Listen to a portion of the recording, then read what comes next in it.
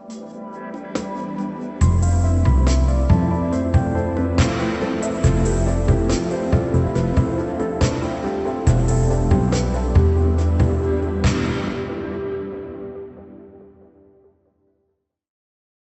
to Democracy Differently, the podcast about why democracy isn't working and how to fix it. I'm your host, Keith Himes, and today I'm joined by Marjoke Oosterom and Niranjan Nampoothiri. Marjoke and Niranjan are both researchers in the Power and Politics Research Cluster at the Institute of Development Studies, and I'm going to be talking to them today on their newly released report on the future of democracy. Niranjan and Marjoke, it's great to have you on the show. Thank you. To try. So as always, the first question we like to ask is, in a sentence, what do you see as the single biggest problem with democracy right now? In our report, we say that the biggest problem is the failure of democracy to work on inequality and the side effects of that, which include, elections not working the way they should, and election funding kind of skewing the way policies are made. So before we get into the details of the report, what's the central diagnosis that's in your report? What's gone most wrong? And in the way that democracy has been understood by society or the way it's been supported by institutions? The main argument that our report makes is that people are excluded from participating and having a voice in the way they are governed. So, we're arguing that people are ignored, power is not part of the equation, and inequality is rising, which together makes it a very complex problem. And that is the main diagnosis that our report makes regarding democracy and where we are struggling currently. In terms of the way it's supported, we also say that the focus has primarily been on formal institutions, and it's kind of ignored political culture and political values, which are equally as important. So we say that democracy support has kind of focused on some of the important things, but it's kind of ignored some other things that also matter. So we'll go back to that in a second, but let me first ask you, one of the things you say in the report is that polarization is a big problem in democracy, and that's partly linked to the rise of inequality. Is this something that's arisen as a result of problems with the institutions, or is it to do with the specific political actors we've had, or is it something to do with the deeper economic structures? And if so, what can we do about it? I personally believe that it's a deeper socioeconomic problem, and that's kind of what's causing it. Inequality is a massive driver of it. We know that media companies are often aligned with certain political interests. Social media companies benefit from the way the algorithms work in getting responses from anger-inducing posts and those kinds of emotions. And alongside all of this, we are seeing a declining trust in institutions and how partisan identities are the primary form of social identity that people have. So we do think it's a deeper problem than just institutions or political actors. It's a combination of things, which definitely has more to do with the structural issues that we face today. There's also some recent evidence which has come through, which kind of sheds light on this. There's a meta-analysis by Holiday et al., which came out last year, which talked about the kinds of interventions that have been attempted so far in depolarizing societies and to what extent they have worked. And they have suggested that most depolarization interventions have short-term effect. They do not really show any effect on anti-democratic norms. Tell us what kind of interventions you're thinking of there. So the wide range of interventions, but by and large, they all focus on psychological interventions. They focus on the way individuals respond to polarization.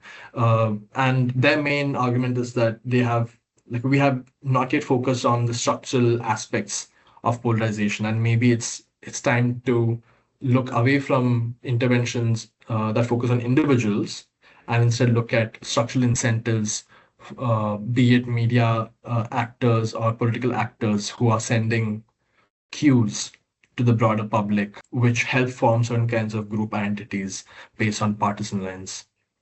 So what are the approaches that focus more on institutions? What are they getting wrong? What are they misunderstanding about how democracy actually works in practice? Some of our understanding is that we it's important to have deliberative spaces. It's important to have dialogue.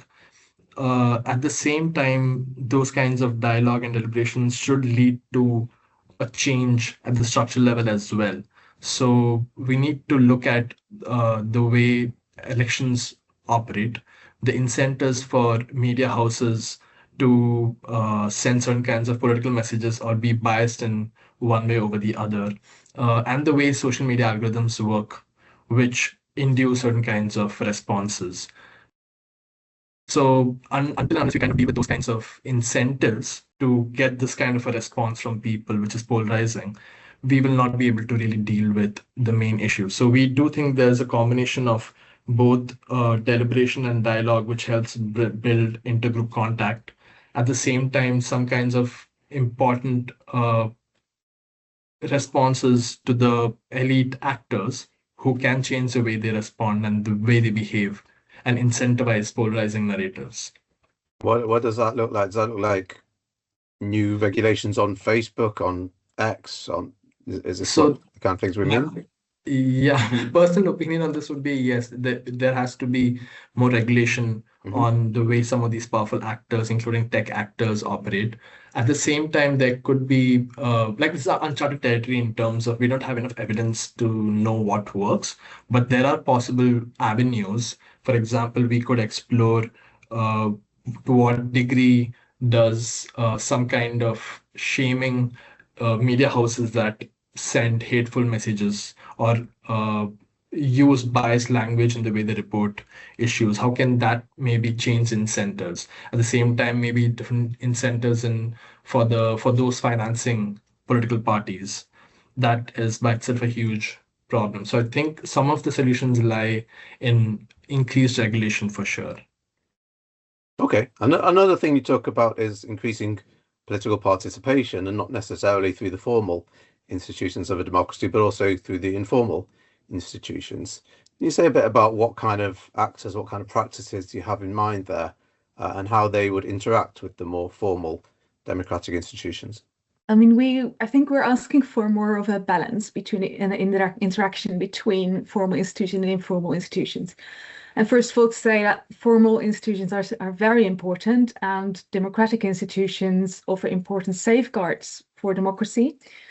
For instance, in several liberal democracies that have faced threats by leaders with autocratic tendencies, the courts have effectively stopped them and parliaments have provided checks and balances.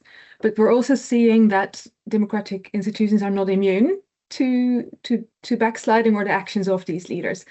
And elected autocratic leaders have therefore actively tried to take over some of the institutions to serve their agendas. So where we are more critical, as we state in our report, is to focus on only those political institutions getting those right. We think that's not enough to safeguard democracy or to counter backsliding. We emphasize the importance of citizens, democratic practice, democratic culture, like Niranjan says, which is a more bottom-up approach to democracy, and it goes beyond formal voting, the act of voting. So there are few opportunities for people to influence decision-making in formal spaces.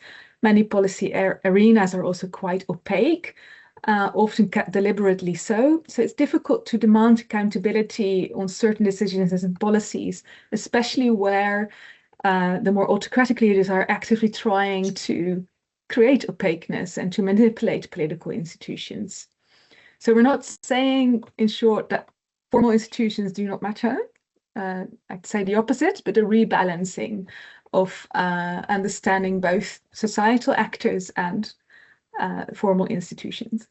So what we're talking here is about a shift from institutional accountability to what we might call societal accountability. Yeah, that's right. And I think we would say a rebalancing between the two. So citizens, civil society, and media, they should play a key role in holding powerful actors, state actors, and elected leaders accountable. Also because they're directly affected by policy failures or gaps in policy implementation. And they're the ones that will be able to verbalize this. but recently the Freedom Report, the annual State of Democracy report published by the Freedom Institute, it showed that exactly those aspects of democracy that safeguard societal accountability are most under threat. So freedom of association, the independent media, civil society, and the freedom to have a pluralistic debate. And those are really key for societal accountability to function. And what we've learned from already more autocratic contexts is that it's not just formal rights, but also practical experience with organizing that is so important for these accountability claims.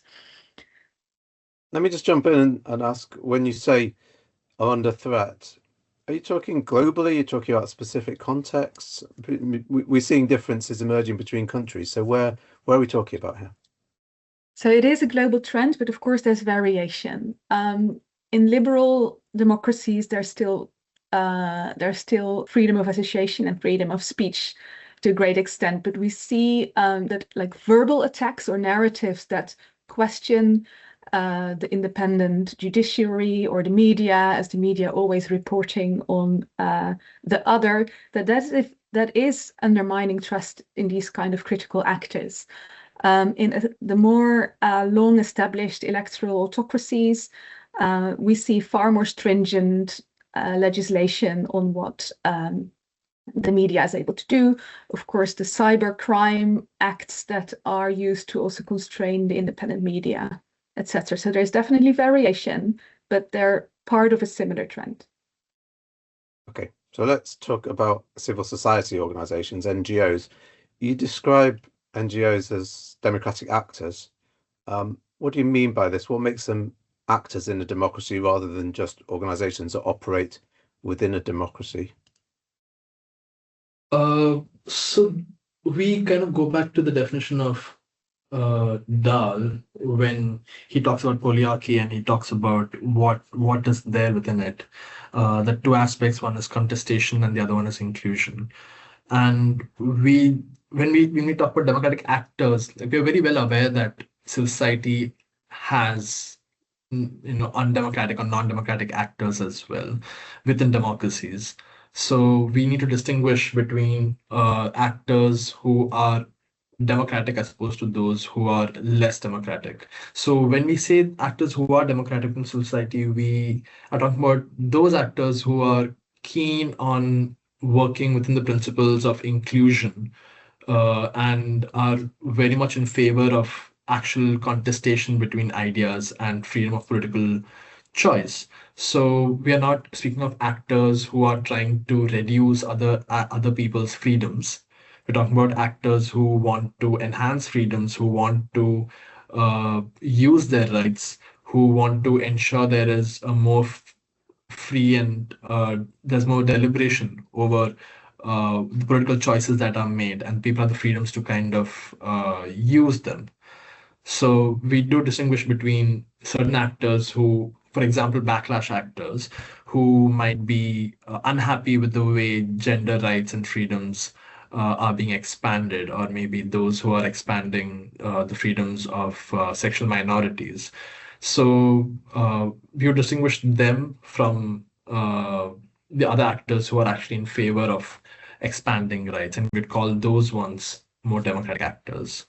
So what do you say to people who would take the view that you're baking in a particular political position into what counts as democracy, and that people that hold those views and groups that advocate for them ought to be included as part of democracy in the mix? They have every right to put those views forward and have them discussed, and that's what democracy is about. That's pluralistic debate. I think we very much agree with that. The debate can be had, but I think our position on what democracy is an inclusive and substantive democracy. So inclusion in terms of equal rights, and substantive in terms of being able to participate. So the idea is they're putting forward views that run counter to democratic values themselves, and that's why they wouldn't count as democratic. Yeah, and I can probably add to what Niranjan explained about the more organized civil society actors, because we do also talk about the everyday citizen in the report.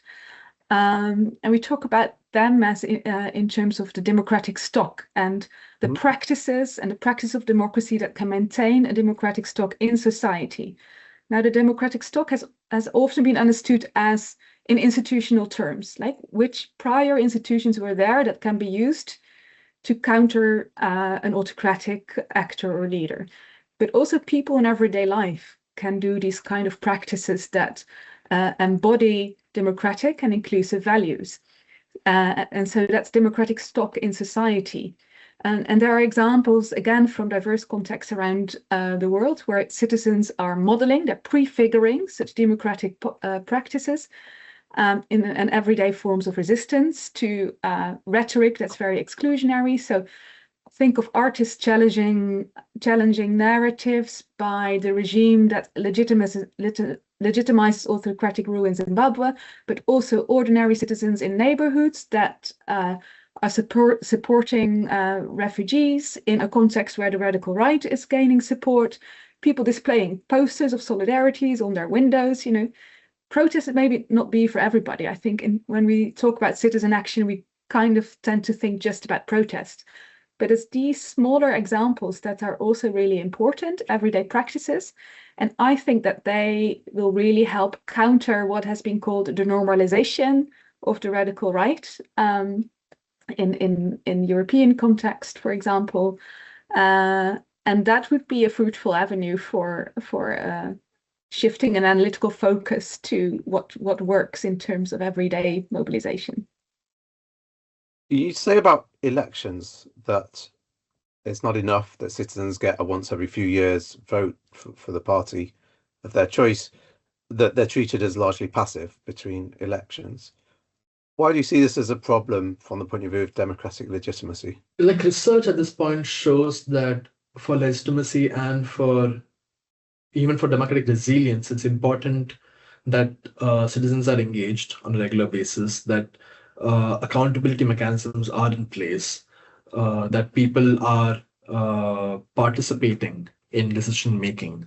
So if people are interested in democratic resilience and legitimacy, then it's important that we do look at these forms of engagement in between elections, which would look in the form of participatory spaces where citizens are engaged, social accountability mechanisms which ensure that everyday citizens can hold service delivery actors and just powerful actors accountable, and participate in deciding the way they are governed.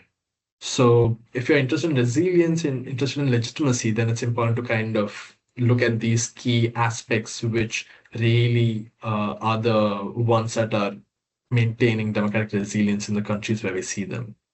So is it that by not having a voice between elections, citizens aren't being treated in a democratic way, or is it that we just don't get the right decisions being made because we have this lack of connection between citizens and politics, or is it both? What's the problem there? I think it's a bit of both. And in the report, we talk about hollow citizenship, where it's a very passive citizen. There isn't the idea citizenship is very it's not really active. It's not in the form of someone who actually is using their rights and who's actually using their freedoms and having a say in the way things are decided. So in the report, we kind of argue against that kind of a citizenship, and we speak more about active citizenship, which ensures that people are engaged in multiple ways through multiple options, and they are participating in deciding how they're governed.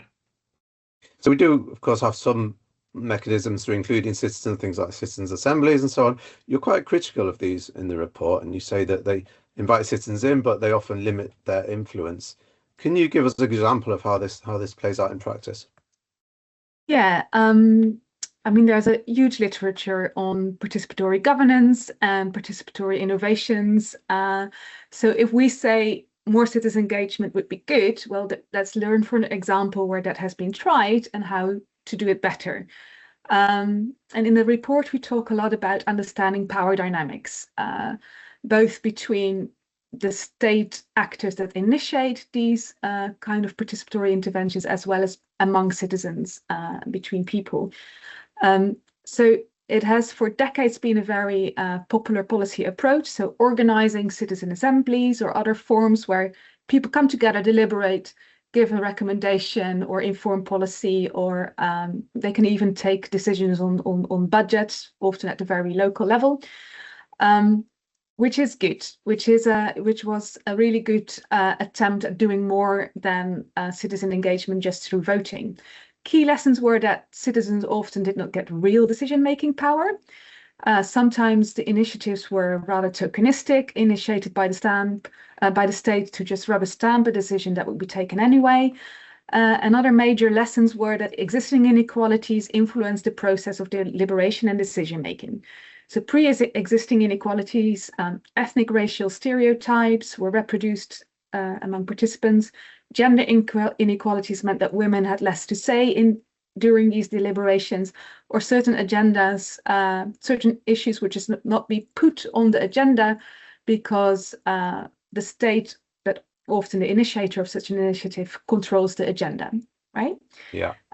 Which was why informal mobilization was an important counterweight to these kind of like more formally organized forms of citizen engagement. So the bottom line, it's not easy to invest or support active citizenship, even if one wanted to, and therefore it's really important to look at these examples.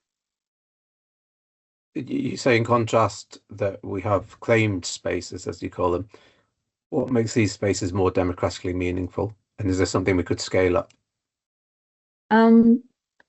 It's difficult to say, can we scale them up, because they're often more organically organized.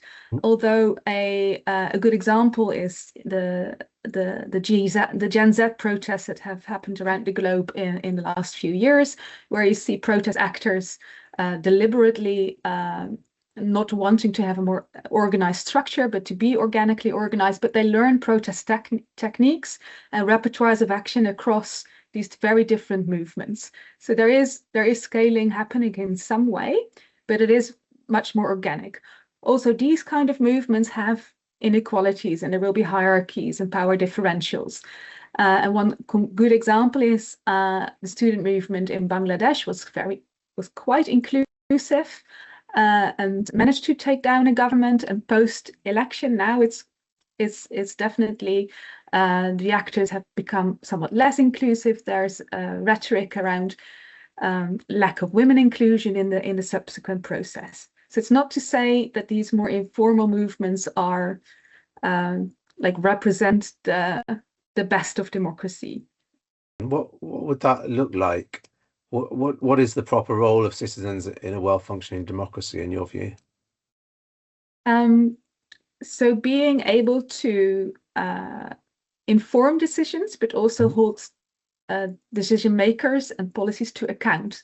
And often the emphasis is on that, just informing or asking people to participate, express your voice, throw up ideas, but then nothing happens. So what's the accountability counterpart there? And what's the ability of people to actually do that? What does it take?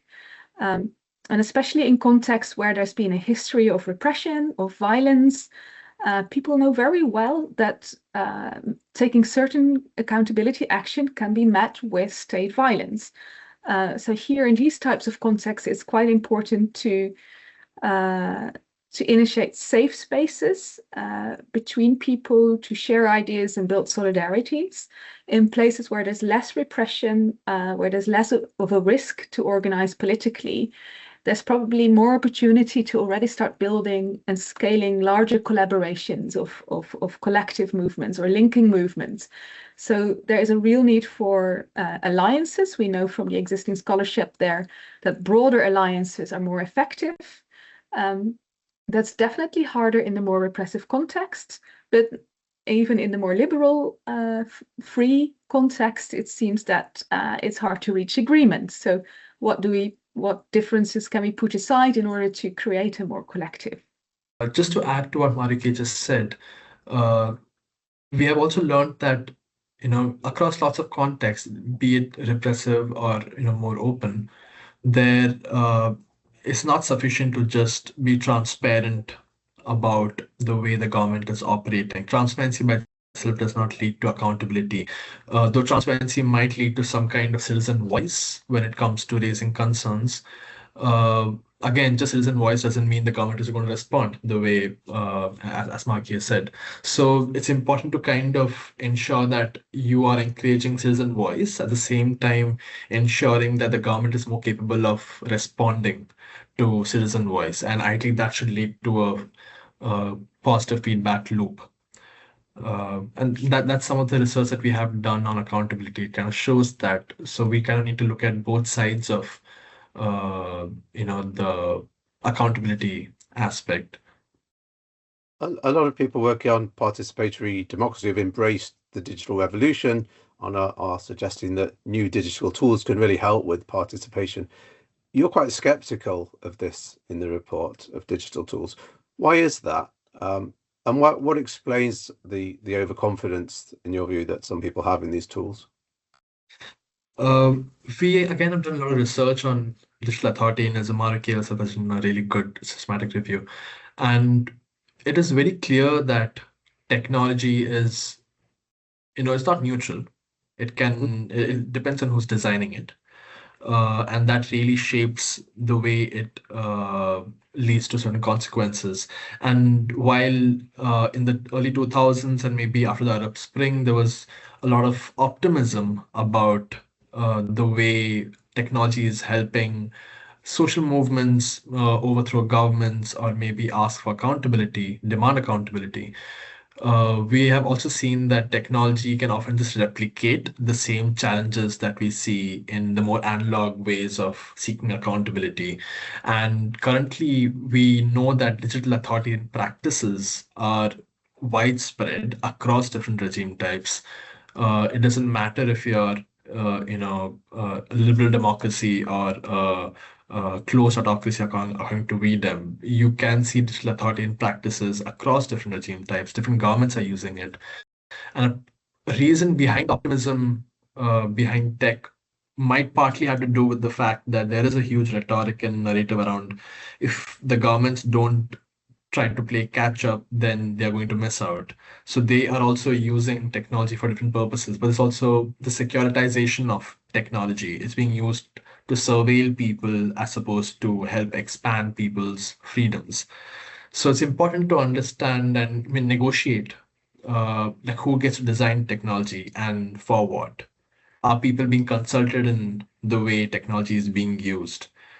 And the way it's designed, and is that really having any impact on inequality, on different forms of freedoms and livelihoods? So it's not that you're skeptical of digital tools completely, it's just about who has the agency over the digital tools. What would an effective citizen-led agency digital empowerment look like for you?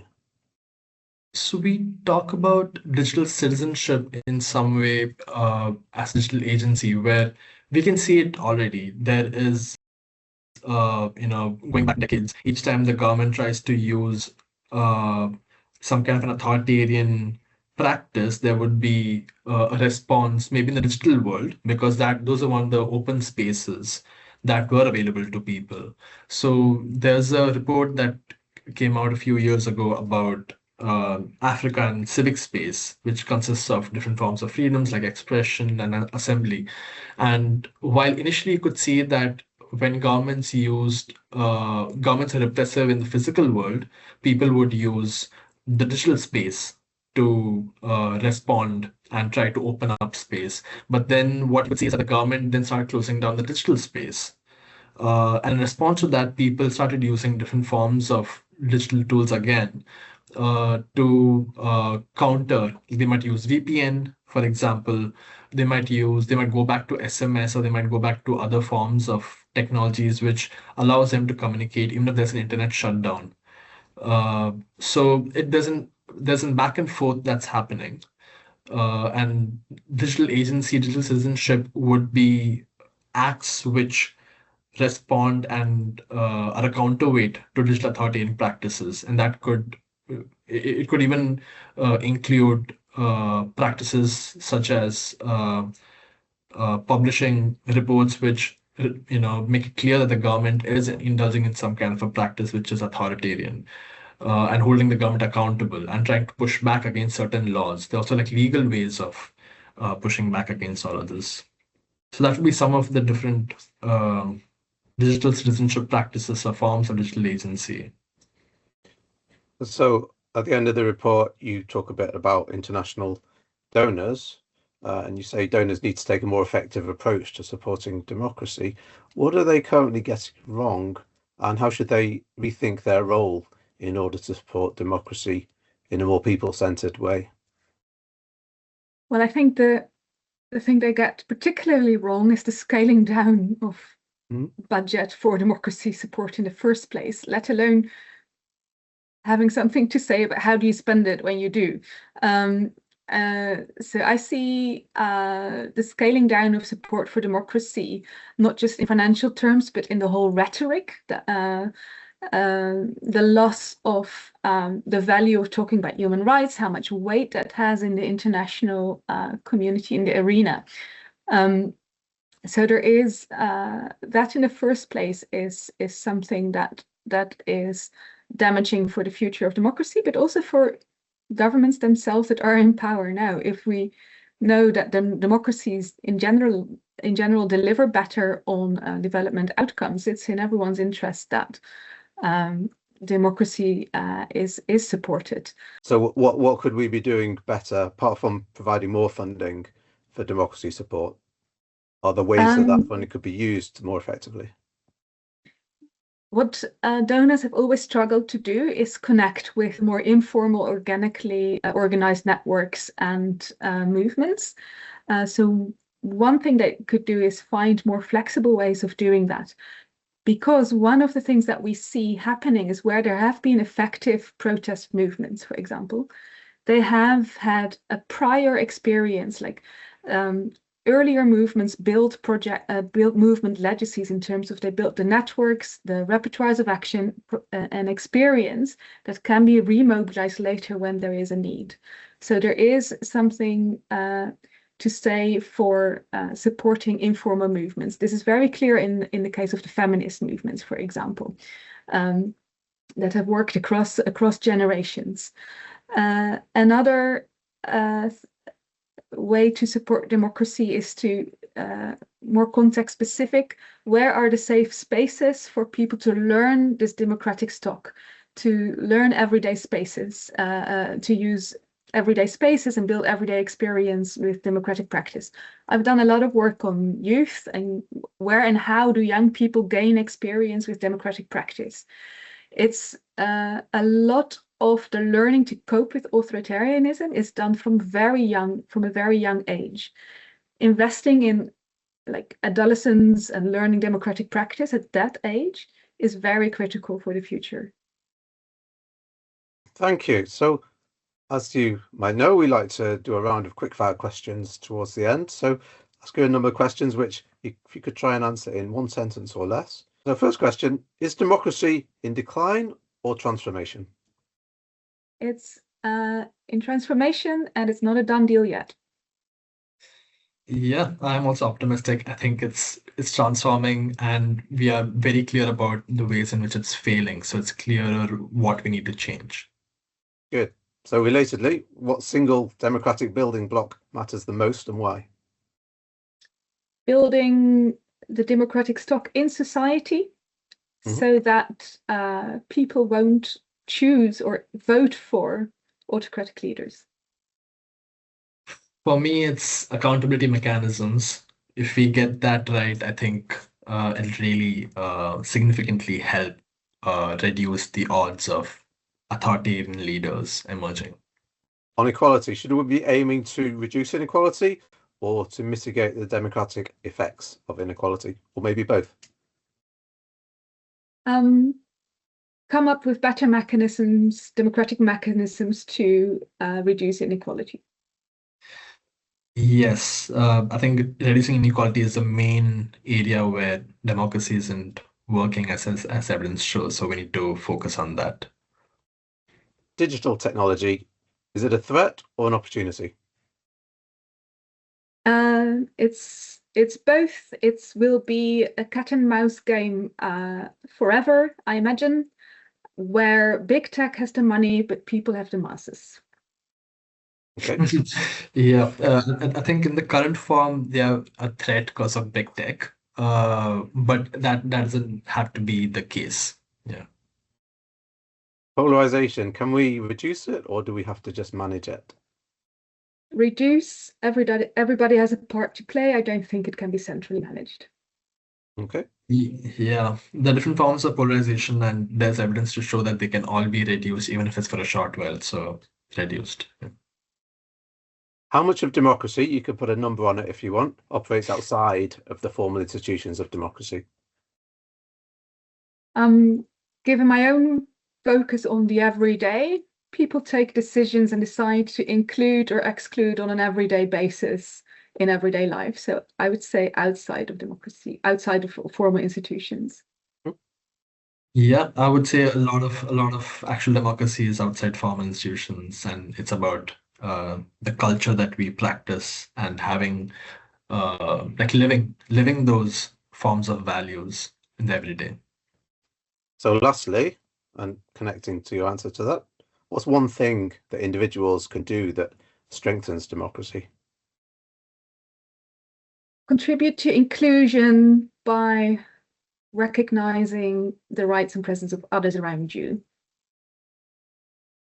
I would say like join the local chess club or the gardening club and meet people who you normally would not meet and have a conversation and connect with them actually. Yeah. Fantastic. So at the end, we always have the same final question. And that question is, we began by asking you what you consider to be the biggest single problem with democracy, given everything we've now discussed. If you had to pick one thing for democracy to do differently, what would it be and why? I would say that democracy currently focuses a lot on political power in terms of freedoms and rights, but we do not look at the forms of power that come through economic uh, accumulation. So ignoring that is a big problem. So that's what democracy needs to kind of focus on, how power looks outside of just rights and freedoms. I agree. Democracy needs to offer equality and power, so also economic power. Nice point to end on. Niranjan and Marjoke, thank you so much for coming. We hope you've enjoyed the podcast. If you have, please remember to subscribe and follow us on social media. I've been your host, Keith. Thanks for tuning in.